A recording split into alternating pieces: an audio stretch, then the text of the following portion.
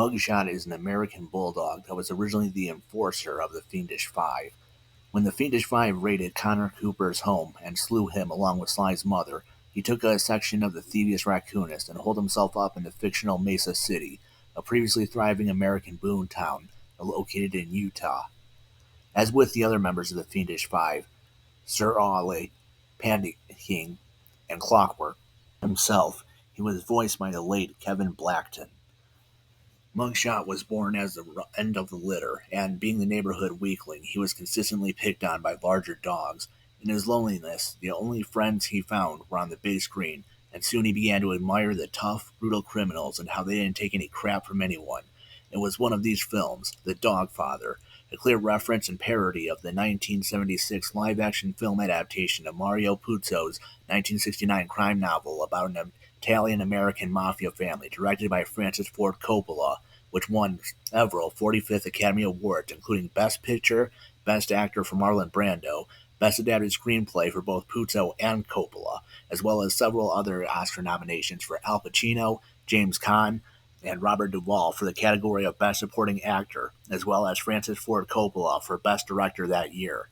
At any rate, The Godfather was the first gangster piece of media that Muggshot had ever seen, and from that moment on, he instantly knew that he wanted to be a gangstar. Inspired by his dreams of attaining great power and respect, he spent the remainder of his childhood hitting the gym and working out, striving to emulate his silver screen idols, until he wound up a massive, muscle-hard, hitting, tough-as-nails gangster with a taste for guns, ensuring he would never be They've been laughing since I can remember, but they're not gonna laugh anymore. picked on or pushed around again. From there, Sorry. What's that? A gun.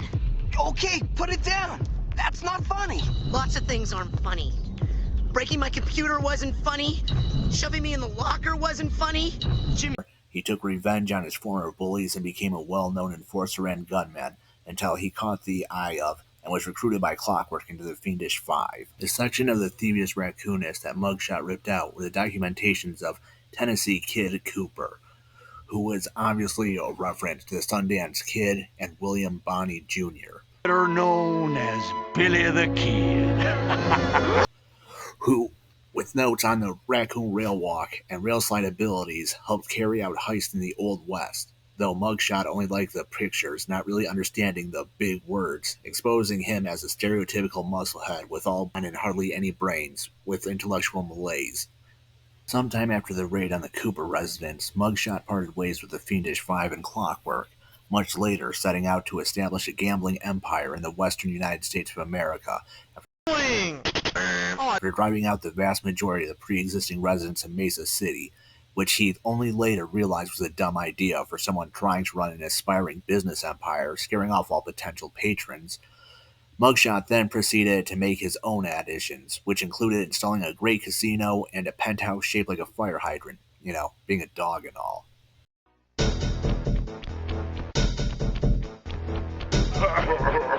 What? My boys have been yapping about some big mysterious dude running around cracking skulls and this is it? You're the monkey wrench in my operation?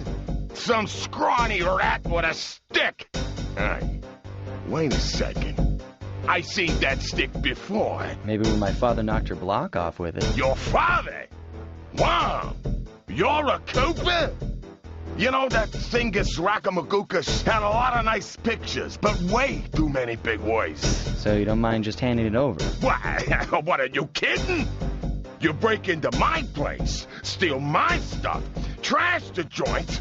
I feel transgressed and violated. Let's rock! Sly and the gang broke into Muggshot's turf, raiding his various resources, with Sly essentially breaking into the Bulldog's penthouse lounge itself. However, due to his massive size and muscle bulk, he was impervious to attacks from Sly's cane, which the former capitalized on by making heavy use of his guns. Despite his incredible durability, however, it turned out that Muggshot was still susceptible to being burned. Ironic, given said penthouse was literally a giant fire hydrant, which Sly took advantage of by redirecting sunlight from various mirrors onto Muggshot's crystal garden, which in turn fried both Muggshot and his guns, Sly repeated this technique until the Bulldog is finally felled and forced to reveal the location of the next Fiendish Five member, Miss Ruby. This is impossible.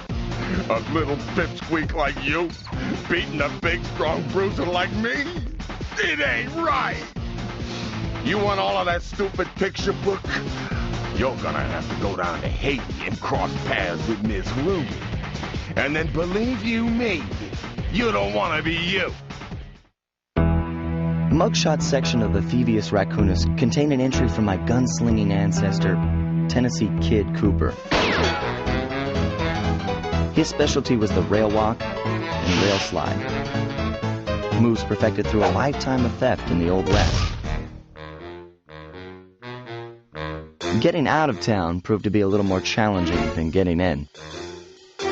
Having just missed us, Inspector Fox went for the next best thing. Following his defeat, Muggshot was arrested by Inspector Carmelita Fox and imprisoned in Heathrow Penitentiary, where he had a cameo appearance in 2005's The Adventures of Sly Cooper No. 2, promotional comic for Sly 3, Honor Among Thieves, where Sly went undercover disguised as a prison guard, telling the incarcerated member of the Fiendish Five it was time for lights out, while trying to find an old teammate of his father in the previous Cooper gang, Big Jim Sweeney. 3 years after the events of the first game, through unknown reasons, Muggshot was out of prison and now a pilot in the Aces competition in Kinderjik, Holland, organized by the Black Baron, and a runner-up from the year before the Cooper gang arrived, who was renowned for his brutal, vicious tactics. He ran into the Cooper gang when they too entered the competition. Despite not actually confronting the Cooper gang on the opening evening of the tournament, he was fully aware of who they were. Shortly after the opening evening, Muggshot bribed a number of the Black Baron's guards to launch a massive assault on the Cooper gang's aircraft hangar as revenge for the events in Mesa City. But thanks to the team effort of Bentley's various traps, Murray's determination and brute strength, a plane engine that was used to hit the Bulldog in the chest multiple times, along with assistance from Penelope and her RC Chopper's grappling cable, his attack ultimately failed. A day or two after the event of the hangar, Bentley confronted Muggshot, who was staying quiet and kept under watch as punishment by the Baron. He tried to ignore Bentley, but the latter managed to goad him into a fight, using an insult about Muggshot's mother. Your mother was a broken-down tub of junk with more gentleman callers than the operator. I just saw a copy of the school newspaper in which a student used the word retarded to refer to our cafeteria lunch policy.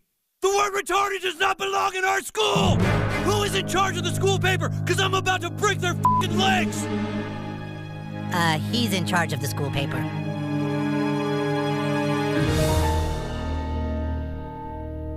You gonna break his legs, PC Principal? No longer caring about being disqualified, Muggshot agreed to Bentley's fight in the town square. The fight was actually part of an elaborate trap on Bentley's part, as at the same time, Sly lured Carmelita to the agreed meeting place. When they ran into each other, Carmelita was unable to resist going after Muggshot, and he wanted revenge for her putting him away back in Mesa. The two had a firefight all around town, the countryside, and the hangars, Muggshot eventually falling to Carmelita's shock pistol. He quickly fainted and was sent back to jail. As well as removing Muggshot from the competition, it removed Carmelita as a threat to the Cooper gang's plan, as the paperwork she would have to fill out after bringing Muggshot was apparently substantial.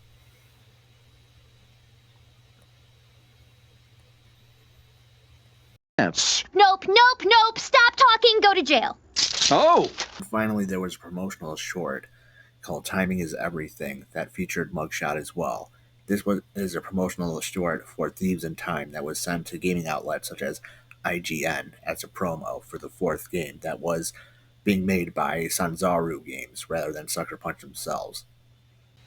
The short itself has both Sly and Carmelita battling against Muggshot over a gold pocket watch that's kept in a vault on a plane. After a brief struggle, Sly manages to retrieve the pocket watch. Carmelita manages to re-arrest Muggshot.